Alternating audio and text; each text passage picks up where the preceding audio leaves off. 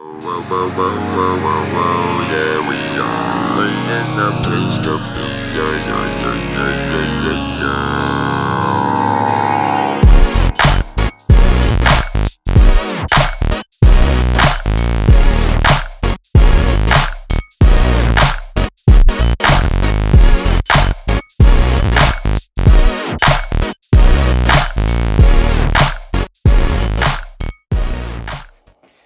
Que bom, vocês chegaram até aqui, chegaram até esse momento. Então, a gente vai falar um pouco sobre o que é a construção dessa nova visualidade em cena. A gente vai começar a falar um pouco da prática, de como botar a mão na massa efetivamente, né? De como construir uma nova visualidade em cena. Então, muita gente já pensou isso antes de mim, antes de você e muito provavelmente antes de todos os outros que eu vou mencionar daqui por diante. Então, a gente vai pegar um terreno muito fértil, a gente vai pegar um terreno já muito trabalhado e já muito bom para se pôr a mão na massa. Então eu aconselho que segure-se na sua poltrona, na sua cadeira, porque agora é bom você ter um capacete porque vai vir pedrada.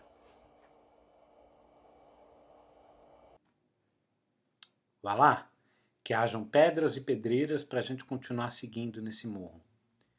A gente vai falar agora um pouco sobre a questão da relação da monumentalidade. A gente pensa que talvez, se não fossem os mestres anteriores, a gente não estaria aqui ou não chegaria aqui. Mas com certeza, sem o avanço das tecnologias digitais, o Wolfgang Guzman não teria conseguido fazer esse trabalho, provavelmente.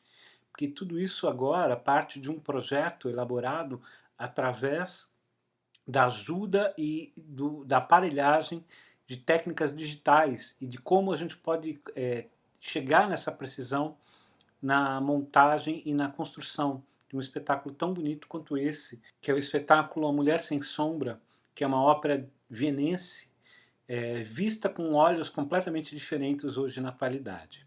Ou mesmo do trabalho de Benny Montresor, que traz uma nova expressão usando bastante economia nas composições e composições trazendo grandes elementos, sintetizando toda a expressão e o significado do espetáculo.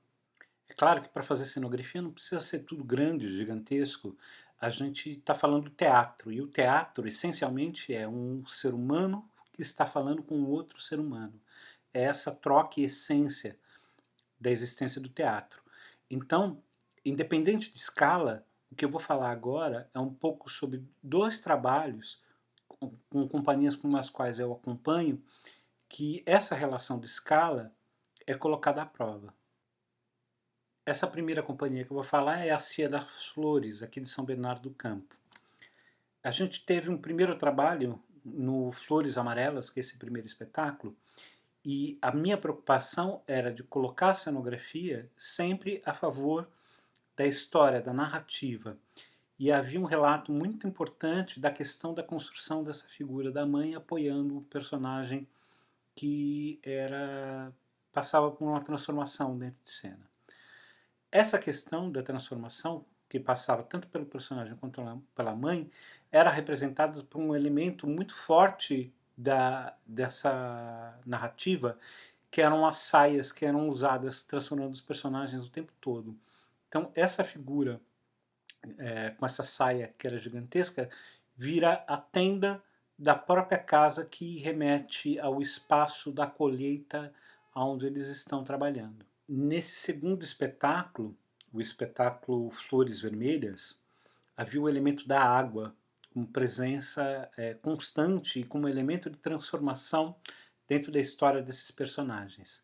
Então, a colocação desse varal, que depois virava pano de fundo e se transformava, e a presença desses tecidos também tinha uma outra importância na questão da construção da narrativa, onde a presença dos personagens que se lavavam e se sujavam com a água e com a lama representava um momento importante do espetáculo. Então a presença desses panos em varais trazia um elemento essencial da construção de um espaço interior, de um outro lugar, que é não cidade, um espaço não localizado como urbano. E a Cia Canteiro, que é um grupo de jovens que se formaram no Fábrica de Cultura do Jaçanã e seguindo com esse trabalho fortíssimo, que fala sobre o cotidiano e as violências que eles passam no dia a dia dentro do espaço do território deles, do Jaçanã. Então a gente tratou de tratar do chão, da terra, do trabalho, que é exatamente onde as relações de violência estão lá presentes. E a relação de transformação dessa mudança de violência é o florescer dos girassóis que buscam entre eles mesmos forças para seguir adiante. Então esta grande metáfora foi o que conduziu à construção do espetáculo inteiro. Já em seu segundo espetáculo, o Guapira, a gente vai tratar das questões de apagamento, das violências de memória, de renovar e relembrar o histórico tanto dos moradores do local, quanto também das memórias apagadas pela violência. Então esse trabalho a gente vai trabalhar também com os elementos da projeção, da história do Brasil, em contraponto às suas histórias pessoais, aos seus apagamentos e às suas violências. Vocês vão ver um trechinho agora do vídeo deles. Quando pensa pra esconder aquilo que te envergonha, quando pra escrever da vida que não come já nem sonha, até quando tira de mim pra que o céu se sobreponha. Eu sou Maria Guapira, eu sou Maria Penha, eu sou Maria da Graça, eu sou aquela que a desgraça a revista não conta. Quando chegamos lá então, a casa grande estremece, a cidade fica raízes, o espaço das famílias. Toda a gente se arrodeia, desacreditada no olhar. Não faço nem mal a ninguém, não tem mais quem queira provar. Não traço embaraço em seu caminho, não queira o meu atravessar. Viva Guapira! O processo de digitalização e de informatização, quando chega no teatro, através da evolução dos equipamentos de controle de iluminação cênica, de sonorização e com o uso de computadores também para a realização de outros trabalhos, começou a facilitar demais e produzir um resultado de aprimoramento das práticas cênicas, principalmente na cenografia e na iluminação e no som. Então isso também nos propiciou, e com a facilidade de aquisição de equipamentos, tanto de projeção quanto de iluminação e som, fez com que a gente pudesse trazer, mesmo para produções com menos recursos, com menos dinheiro, a mesma qualidade de efeitos práticos e de realização, tendo resultados até muito melhores do que produções até com muito mais dinheiro e muito mais recurso. Agora, pasmem.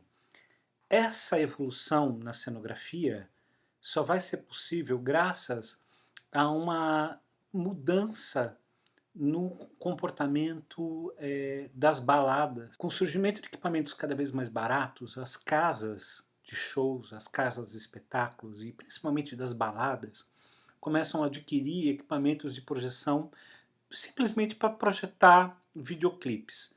E nisso surge uma figura chamada VJ.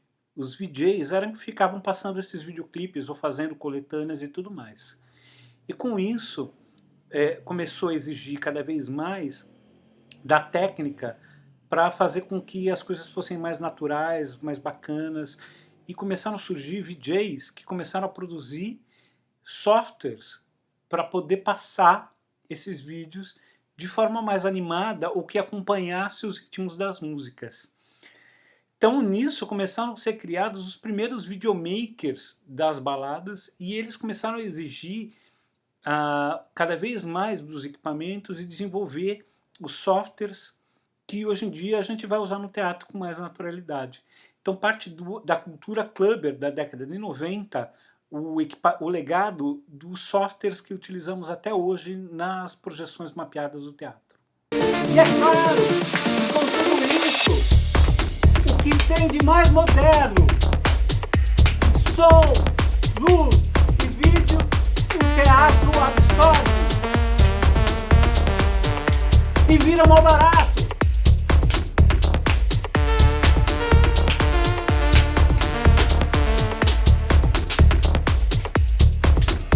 Com essa absorção dessa tecnologia que vinha das casas de shows e das baladas, a gente chega no teatro e na dança com especificidades completamente diferentes.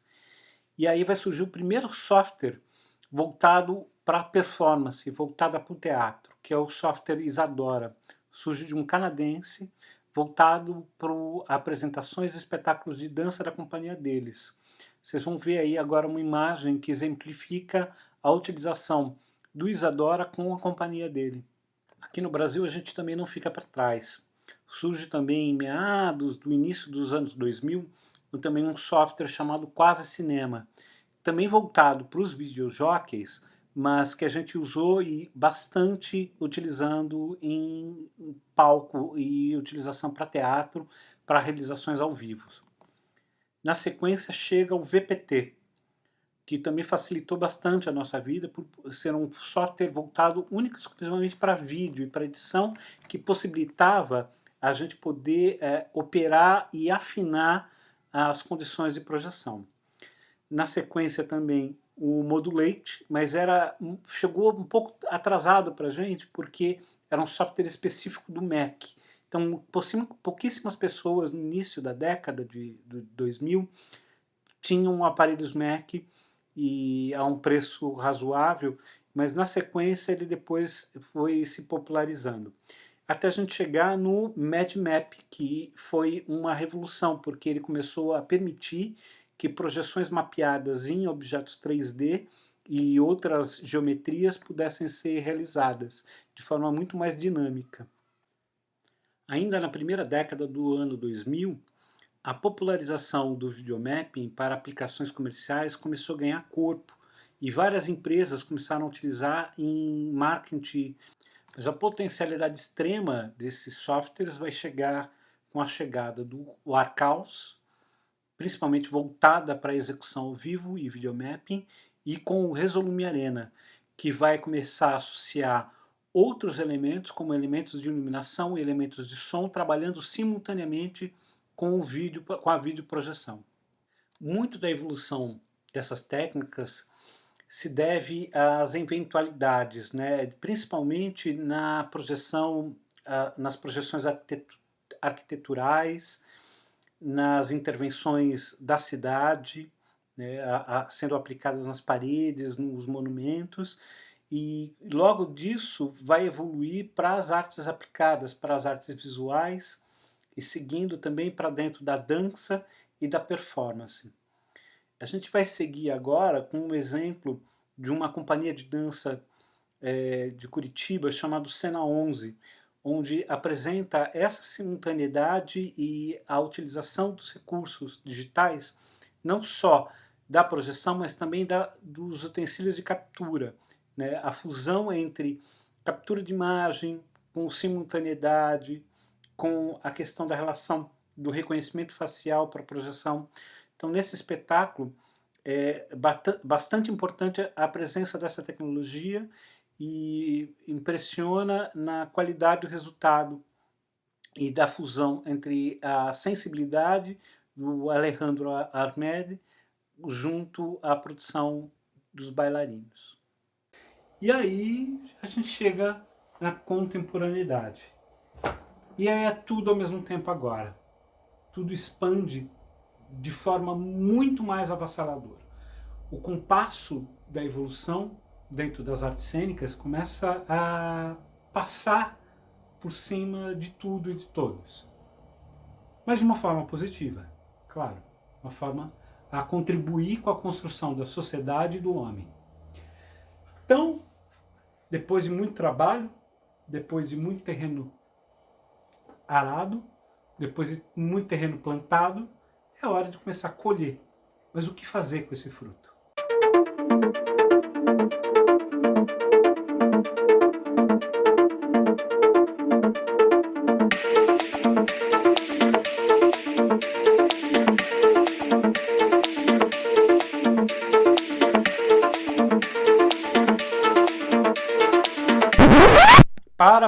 Para.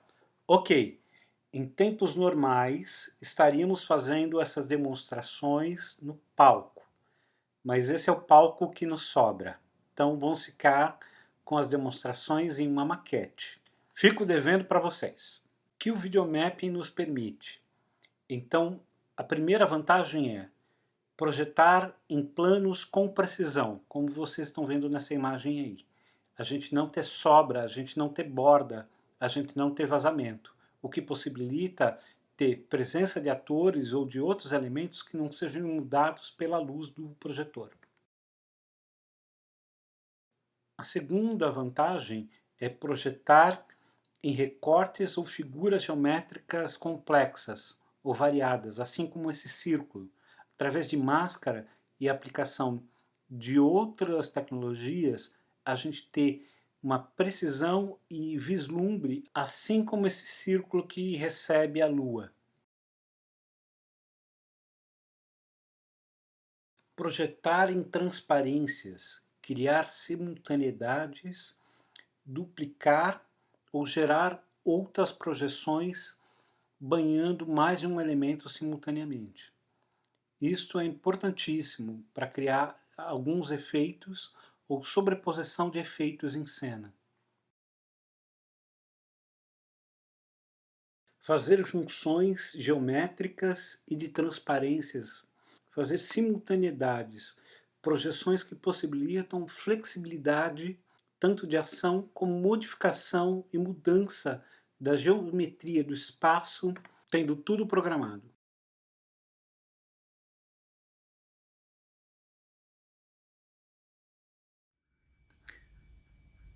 O avanço mais importante dos softwares de projeção mapeada é a possibilidade de fazer projeções em objetos tridimensionais, como esse que você está vendo agora.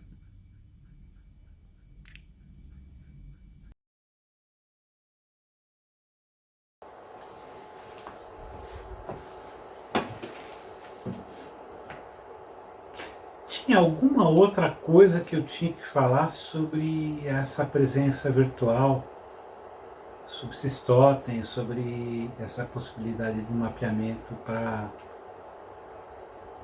simular pessoas? O que era mesmo que eu tinha que falar? Possibilita a poder falar comigo mesmo. E resolver alguns assuntos pendentes, né? Como aquela gravação que você tinha que fazer ontem. Vamos fazer amanhã. Vamos fazer. Maravilha. Tinha outra coisa sobre também como interface amigável. É isso mesmo, sobre interface amigável. Também como opositor. É vero. Multiplicidade de complexos geométricos, da possibilidade de projetar em objetos complexos tridimensionais, utilizando um ou vários outros projetores simultaneamente. Projetar holografias em suportes não visíveis, como esse do exemplo. A gente está projetando essa holografia de fogo sobre uma cortina de vapor de água, onde não é possível definir exatamente o suporte em que está sendo projetado.